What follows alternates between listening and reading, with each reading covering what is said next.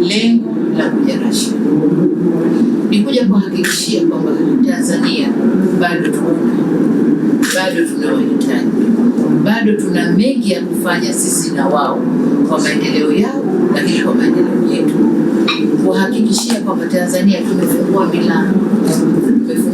Na unapofungua milango, wa kwanza kumshika mkono mwende pamoja kwenye maendeleo ni ndugu yako. Huyu ni ndugu yetu ambaye alitushika mkono siku nyingi pamoja na wengine. Kwa hiyo tumekuja kuhakikishia kwamba Tanzania tuko pamoja nao, tumefungua milango, tuna maeneo kadhaa ya ushirikiano, waje tufanye kazi pamoja. Ndio lengo kubwa la ziara hii. Sasa nadhani nimesema vya kutosha. Kama kuna maswali tunaweza kuuliza. Kwanza nikupongeze kwa kuvunja rekodi ya miaka 57 iliyodumu mpaka kila mtu akawa anashangaa.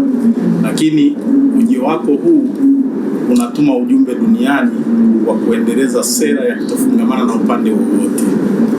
Baada ya kukutana na Rais Putin, umeonaje nafasi ya Tanzania katika kuendeleza hiyo sera ya kutofungamana na upande wowote na wenzetu wa pande zote za dunia kutuelewa kwamba tunataka kujenga uchumi wa pamoja? Mnavyojua Tanzania ndio tunafuata principle za kuto kufungamana na upande wowote, na kwa sisi kila anayetaka kufanya kazi na sisi tunafanya naye, lakini pia tuna hili swala la diplomasia ya uchumi, na kwenye diplomasia ya uchumi kila unapoona una fursa ya kukuza uchumi wako, hiyo fursa tunaitumia. Sasa tunaposema kuto kufungamana kwa upande wowote, pamoja na kwamba Russia muda mrefu hapakuwa na mambo yanayoendelea kutokana na sababu kadhaa, lakini tumekuwa tukifanya kazi na wengine. Tumefanya kazi China kwa mfano. China ni mshirika wetu mkubwa, sawa tu na Russia, lakini kipindi chote toka 60s China tumeshirikiana naye katika kujenga miundombinu ya usafiri na usafirishaji, miundombinu inayosukuma maendeleo Tanzania. Tumeshirikiana naye kwa kiasi kikubwa. Tumwangalie India.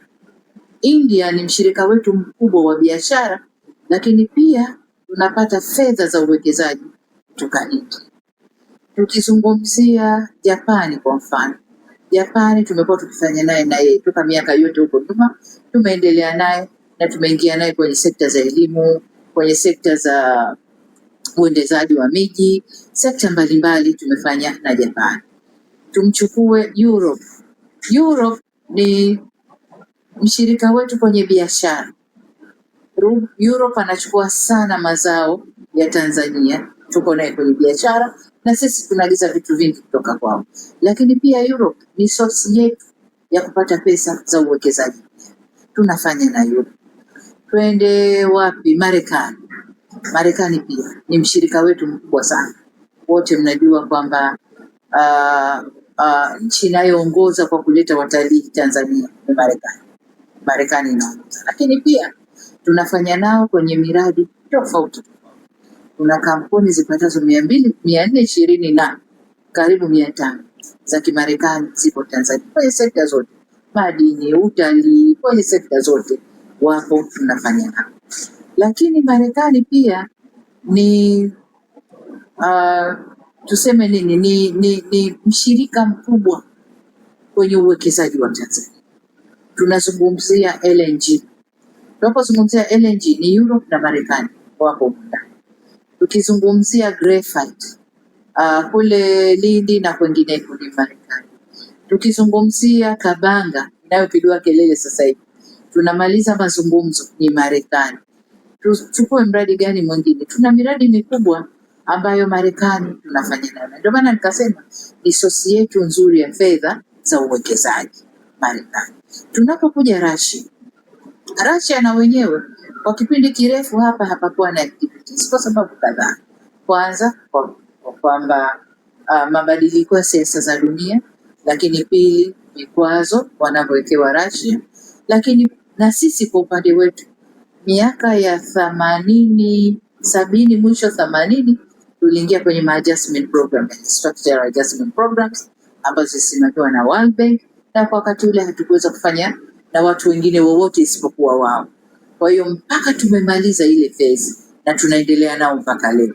Kwa sasa hivi siasa za dunia na chumi za dunia zilivyobadilika, kama Tanzania sisi hatuchagui wa kufanya naye kazi, ila tunakusanya kila mtu anayeweza kufanya kazi na sisi aje tufanye naye kazi na sisi.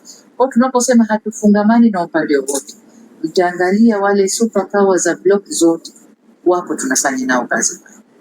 Wa Ulaya tunafanya nao kazi, wa Marekani tunafanya nao kazi, wa China wapo, wa Rusi ndo tumekuja hivi, wengine tunafanya Asia tunafanya nao kazi, Japan, India tunafanya nao kazi.